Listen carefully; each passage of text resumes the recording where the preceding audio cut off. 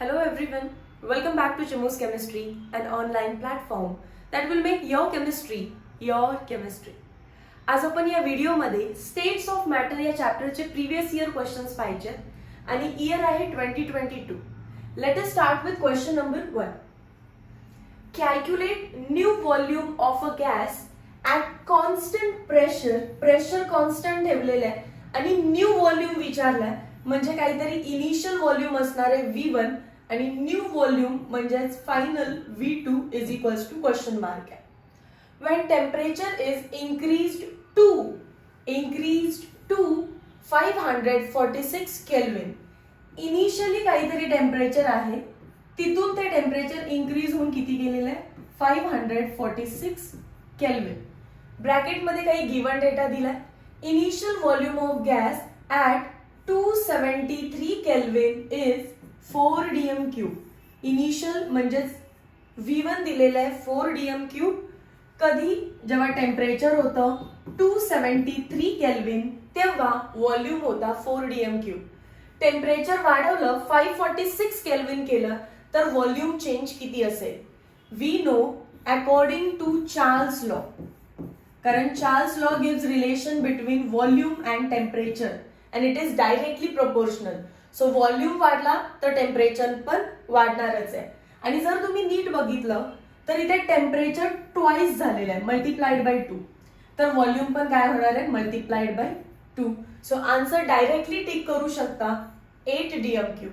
किंवा सॉल्व्ह करायचं असेल तर असं सॉल्व्ह करणार V1 upon T1 is equals to V2 upon T2. So value substitute करायला तर V1 किती आहे 4, T1 किती आहे 273, V2 किती आहे x माना त्याला and T2 is 546.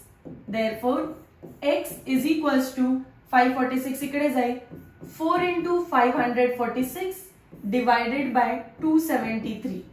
Again 273 1 चा 273 2 चा 546. So 4 2 चा 8. As it is volume, unit is dm³. So just माहिती काय असलं पाहिजे होतं की व्हॉल्यूम आणि टेम्परेचर दिलं तर रिलेशन डायरेक्ट आहे according to Charles law. Let's go for next question. Which of the following gas is difficult to लिक्विफाय.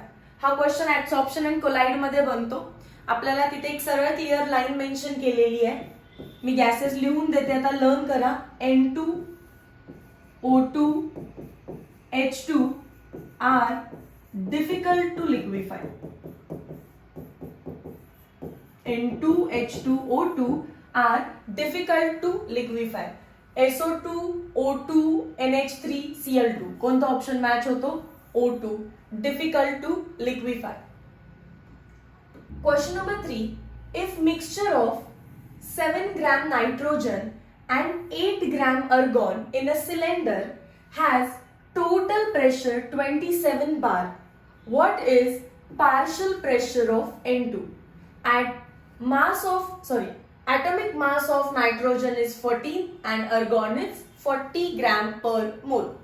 आता इथे बघा, पहिला बीकर घेऊ ज्याच्यामध्ये आपण नायट्रोजन गॅस घेतलेला आहे. त्याच्यानंतर दुसरा बीकर घेतला ज्याच्यामध्ये अर्गॉन गॅस आहे आणि नेक्स्ट या दोघांना एकाच बीकर मध्ये घेतलं N2 गॅस आणि अर्गॉनचं मिक्सचर केलं.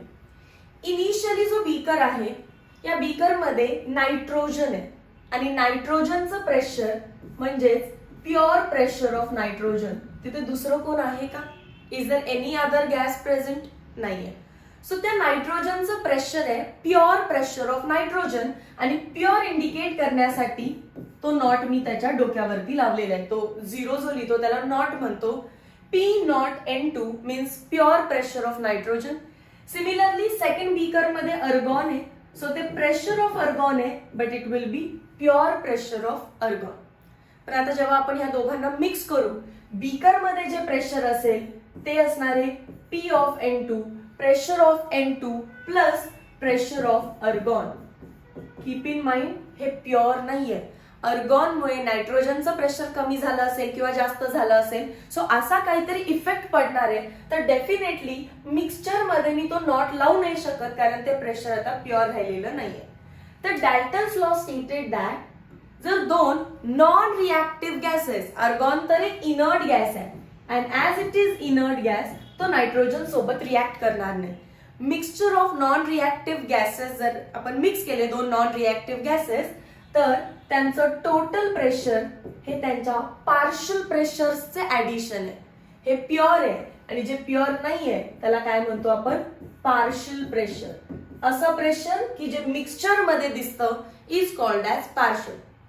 परत रिपीट करते बघा. दोन गॅसेस घेतले, नायट्रोजन गॅस आणि अर्गॉन गॅस. पहिल्या बीकर मध्ये फक्त नायट्रोजन आहे त्यामुळे तिथे जे प्रेशर आहे त्याला मी प्युअर प्रेशर ऑफ नायट्रोजन म्हणेन. दुसऱ्या बीकर मध्ये अर्गॉन आहे, फक्त अर्गॉन आहे, सो मी त्याला प्युअर प्रेशर ऑफ अर्गॉन म्हणेन. पण जर मी या दोन गॅसेसना मिक्स केलं, आता ते प्युअर राहिले नाही, आता ते इम्प्युअर झाले. मग इम्प्युअर झाल्यानंतर जे इंडिव्हिज्युअल प्रेशर आहे त्याला प्युअर न म्हणता पार्शियल प्रेशर म्हणतात. So partial pressure of nitrogen plus partial pressure of argon gives total pressure. जर तुम्ही तो फॉर्म्युला इथे लिहून घेतला, total pressure is equals to partial pressure of argon plus partial pressure of nitrogen, तर तुम्हाला लक्षात येईल टोटल प्रेशर तर दिलेलं आहे आणि आपल्याला पार्शियल प्रेशर ऑफ नायट्रोजन काढायचं आहे, पण अर्गॉनची पण व्हॅल्यू दिलेली नाहीये. आणि अशा केसमध्ये आपण हे इक्वेशन सॉल्व्हच नाही करू शकत की ज्याच्यामध्ये दोन दोन अननोन आहेत. मग हा फॉर्म्युला तर व्हॅलिड नाहीये, you cannot solve by this formula. म्हणून डॅल्टन्स लॉचा एक डेरिव्हेशन आहे, या पूर्ण चॅप्टर मध्ये एकच डेरिव्हेशन आहे. त्याचं एंड इक्वेशन आपल्याला सांगतं कोणत्याही गॅसचं, फॉर एक्झाम्पल नायट्रोजन गॅसचं पार्शियल प्रेशर काढायचं असेल तर टोटल प्रेशरला त्याच्या स्वतःच्या मोल फ्रॅक्शनने मल्टिप्लाय करा. So partial pressure of N2 is given as product of total pressure into its मोल फ्रॅक्शन. आणि आता आपल्याला मोल फ्रॅक्शन काढता येतं, या साईडला आपण मोल फ्रॅक्शन काढून घेऊ. Mole fraction of N2 is equals to number of moles of N2 upon total number of moles. याचा अर्थ मला आधी नंबर ऑफ मोल्स काढावे लागतील. फाइंड आउट करा. Number of moles of N2 given mass इथे दिलेलं आहे. गिवन मास किती आहे? 7. मोलार मास ते पण दिलेलं आहे 14. हे एका नायट्रोजनचं आहे. N2 साठी काय बनेल? 28. गिवन मास आहे 7, मोलार मास नायट्रोजनचं 14 आहे, पण आपल्याला N2 काढायचं आहे. सो 14 2 चा 28. This is 1/4. Number of moles of argon किती येणार आहे? गिवन मास दिलेला आहे 8 आणि मोलार मास आहे 40. क्वेश्चन मध्येच आहे ते सुद्धा बघा इथे 40. सो काय होईल हे? 8 1 चा 8, 8 5 चा 40. दोघांचे नंबर ऑफ मोल्स आले. आता आपण मोल फ्रॅक्शन काढू.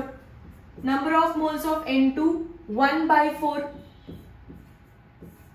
टोटल नंबर ऑफ मोल्स किती येते?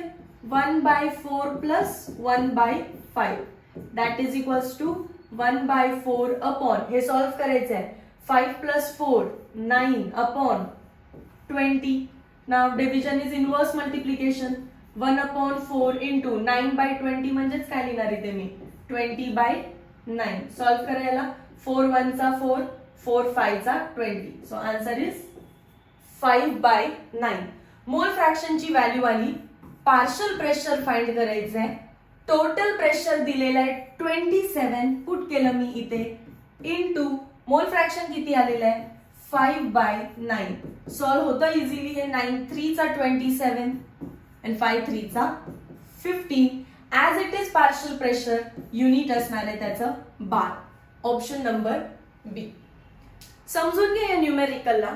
दोन गॅसेस, असे गॅसेस की जे एकमेकांसोबत रिॲक्ट करत नाहीत, त्यांना तुम्ही मिक्स केलं. मिक्स केल्यावर तुम्हाला टोटल प्रेशर विचारलं, तर टोटल प्रेशर फाइंड करायचं असेल तर इंडिव्हिज्युअलचं पार्शियल प्रेशर ऍड करतात. पण पार्शियल प्रेशरच विचारलं तर कसं काढायचं? Partial pressure is total pressure into mole fraction. Mole fraction काढण्याचे question some basic concepts of chemistry मध्ये तुम्ही केलेले आहेत. सो तिथलं लॉजिक वापरलं. Number of moles upon total number of moles. Number of moles is given mass of molar mass आणि total करायचं असेल तर दोघांची ऍडिशन केलं. 5/9 पुट केलं. आन्सर आलं 15 bar. Option number B. Let's go for next question. Which among the following molecule is non-polar? Non-polar म्हणजे ज्याची dipole moment mu is equals to 0 आहे. एक तर तुम्ही डायपोल मोमेंट सॉल्व्ह करा, फाइंड आउट करा आणि मग तुम्हाला समजेल कोण नॉन पोलार आहे. हे एक हिंट. किंवा दुसरी हिंट, असा मॉलिक्यूल शोधा ज्याच्यामध्ये बॉन्ड हा कार्बन आणि हायड्रोजन मध्ये. बिकॉज कार्बन आणि हायड्रोजन मधले जे काही बॉन्ड आहेत all are non polar. Please note, only त्याच्यामध्ये काय पाहिजे, ओनली कार्बन आणि हायड्रोजन पाहिजे, तर all are non polar. NH3, HCl, ICl, C6H6 फक्त कार्बन आणि हायड्रोजनच असेल त्या मॉलिक्यूल मध्ये तर तो मॉलिक्यूल पक्का नॉन पोलर असणार आहे. आता समजा चारही ऑप्शन्स वेगवेगळे असते, कार्बन हायड्रोजन वाला नसता, तर मग आपण डायपोल मोमेंट फाइंड केली असती जशी आपण केमिकल बॉन्डिंग मध्ये फाइंड केलं. पण इथे ऑप्शनच इझी आहेत, इथे डायपोल मोमेंट फाइंड करायची गरजच नाहीये. फक्त एवढंच माहिती पाहिजे कार्बन आणि हायड्रोजन असेल म्हणजे हायड्रोकार्बन असेल तर dipole moment is equals to 0 आणि it will be non polar molecule. Question number 5. Calculate number of moles of gas having volume 2.5 liters at 300 Kelvin म्हणजे टेम्परेचर आहे 300 Kelvin and 4.5 ATM म्हणजे pressure आहे 4.5 ATM. R ची value given आहे 0.0821 atmosphere dm cube Kelvin inverse mole inverse. आपल्याला number of moles find करायचे. बघून लक्षात आलं असेल व्हॉल्यूम, टेम्परेचर, प्रेशर दिलं आणि नंबर ऑफ मोल्स काढायचे. तर using ideal gas equation, ideal gas equation काय सांगतं, PV is equals to nRT. Therefore N is equals to PV upon RT. So value substitute कराल या केस मध्ये. आता प्रेशर किती येतं 4.5, volume 2.5 divided by R 0.0821 multiplied by 300. Let's solve this. That is equals to, solve करा याला 5 ने divide होईल. 5 चा 25, 2.5 आहे सो 0.5 लिहिलं. 5 6 चा 30, 0. याला फर्दर तुम्ही सॉल्व करू शकता. Again it is multiple of 5. 5 1 चा 5, 5 1 चा 5, 5 2 चा 10, सो 12 चा. उरलेल्या व्हॅल्यूज मी लिहून घेते. 4.5 into 0.1 divided by 0.0821 multiplied by 12. वरचे ज्या व्हॅल्यूज आहेत त्याचं मल्टिप्लिकेशन कराल. 4.5 इंटू 0.1 इज 0.45 डिवाइडेड बाय खाली हे जे याचं मल्टिप्लिकेशन लिहिते as it is me 0.0821 multiplied by 12. Again 3 चे मल्टिपल्स दिसतात हे दोन. सॉल्व केलं तर 3 4 चा 12, 0.31 चा 3, 3 5 चा 15. त्याच्यानंतर 4 मल्टिप्लाइड बाय 0.0821 करून लिहूयात. वरती न्यूमरेटर मध्ये उरलेले 0.15 डिवाइडेड बाय डिनॉमिनेटर मध्ये मल्टिप्लाय करा. 4 1 चा 4, 4 2 चा 8, 8 4 चा 32. डेसिमल पॉइंट इथे येईल. डेसिमल शिफ्ट करते मी 2 ने. वरती 15 होईल आणि खाली होईल 32.84. तर सिंपल कॅल्क्युलेशन आता बघा. 15 डिवाइडेड बाय 32 आहे. सो एक तर हे 15 बाय 30 असतं.